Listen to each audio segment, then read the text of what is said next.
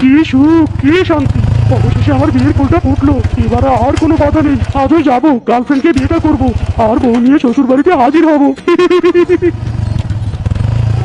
ওরে বাবা রে, কি লাগলো গো? ওরে, যাচ্ছিলাম বিয়ে করতে, মাঝখানে কিনা মহাবিপদ সংকেত। এই এই, তুই এভাবে আমার বাইকের সামনে এসে পড়লি কেন বলতো? মরার জন্য কি আর জায়গা পেলি না তুই?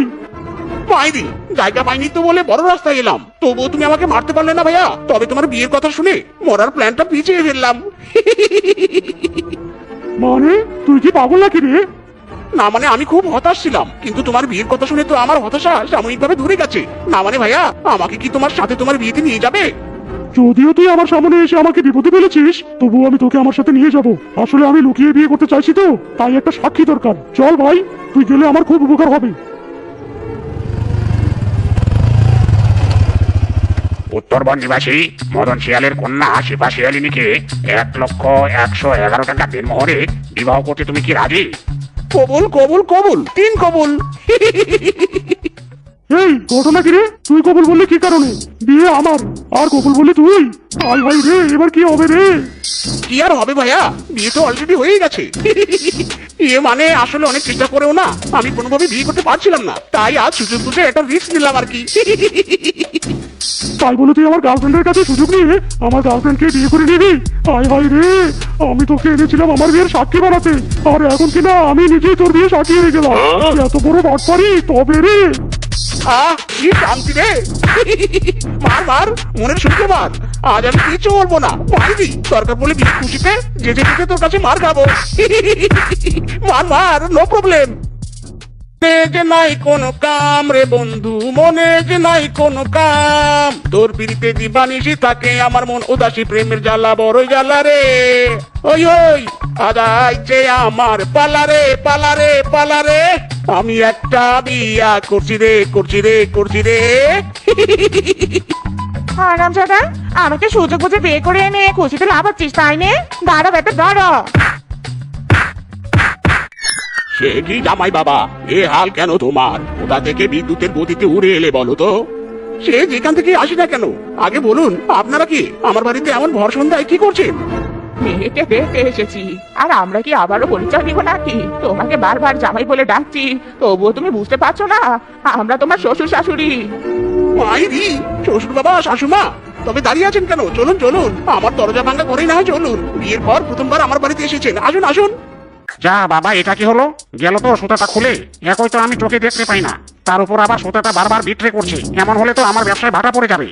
বন্ধু, তুই তোর ব্যবসার কথা বলছিস? এদিকে তো আমার জীবনেই ভাটা পড়ে গেছে রে। চলা কলা করে তো বিয়েটা করলাম ঠিক, এখন তো আর সংসার চালাতে পারছি না। বলছি আমাকে একটা কাজ দে না ভাই। লজ্জা দিস না তো ভাই, আমি তোকে কাজ দিব কি করে? আমি নিজে কোনো কাজ পাইনি বলে মহিলাদের মতো কাঁথা সেলাই শুরু করেছি, আর তুই এসেছিস। দাদা, ঘরে কোনো বাধা সবাই নেই, আর তুই কিনা কাঁথা সেলাই ছেড়ে বন্ধুর সাথে গল্প জুড়ে দিয়েছিস। বলছি, তুই যদি গল্পই করিস তাহলে কাঁথা সেলাই করবি কখন? বল বল, করবি কখন? হ্যাঁ মাইরি, এ কি কাণ্ড! আমি শুধু দেখি কেস একেবারে জন্ডিস করে দিলাম। বাবা, সময় থাকতে গা বাঁচিয়ে পালাতে হবে রে। সে কি গো, জামাই বাড়িতে আসার মাত্র 3 মাস 12 দিন, আর তাতে কিনা জামাই আমাদের বাপে পান্তা আর মরিচ পেঁয়াজ তুলে দিয়েছে। হ্যাঁ রে শেফা, তোর স্বামী কি আমাদের তাড়ানোর ফোন দিয়ে গেছে নাকি রে? সেটা তো হারে হারে টের পাচ্ছি গিন্নি। বলছি শেফা, আমরা আর থাকবো না তোর বাড়িতে, আর এসব পান্তাও খেতে পারবো না। আজই চলে যাবো এই বাড়ি থেকে। না না বাবা, তোমরা চলে যাবে মানে কি? তোমরা কোথাও যাবে না বাবা মা, কোথাও যাবে না। আমি তোমাদের ভালো খাওয়ানোর ব্যবস্থা করছি। আরাম যারা কূটকৌশল করে আমাকে বিয়ে করেছে, আর আমার বাবা মাকে ভালো খাওয়াতে পারবে না সেটা তো হতে পারে না। Just wait. হ্যালো জান পাখি, বলো। চুপ আরামজাদা, জান খবর দে, পাকে উড়িয়ে দে। তার আগে আমার বাবা মায়ের জন্য খাসি মাংস পাঠিয়ে দে।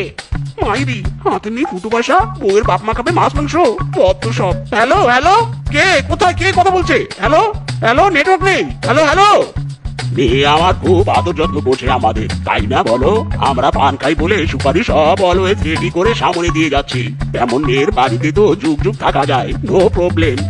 ভালো খাবার পেয়েছো তো, তাই মুখ দিয়ে বাংলার বদলে ইংলিশ বুলি ফুটেছে তাই না? সব ঠিক আছে, পচা মাছের গন্ধ আসছে কোথা থেকে দেখি তো। মাইরি টিনের চালে মাছ শুকানো ছাড়া আর কোনো উপায় নেই। পচা মাছের শুটকি খাইয়েই শ্বশুর শাশুড়ি বিদায় করবো।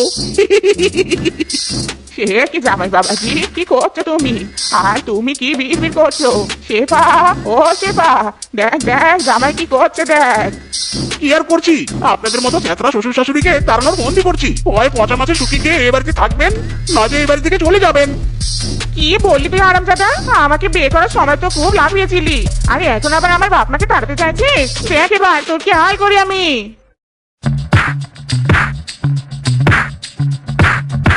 বন্ধুরে, এইভাবে তো আর দিন চলছেই না। কতদিন আর বসে বসে থাকবো বল? হাতে টাকা পয়সা নেই, টাকার জন্য বাড়ি নেই, বিয়ে করার জন্য বউ নেই, শুধু নেই আর নেই। চল বন্ধু, এবার নিজের জীবনটাকে ধাক্কা মেরে সামনের দিকে এগিয়ে নিয়ে যাই। আমরা একটা বিজনেস করি, বিজনেস করবো আর টাকা কামাবো, টাকা কামাবো আর বিজনেস করবো। আরে এই, তোর মাথার নাট বটু সব ভুলে পড়ে গেছে নাকি? হ্যাঁ, কিসের বিজনেস করবি তুই?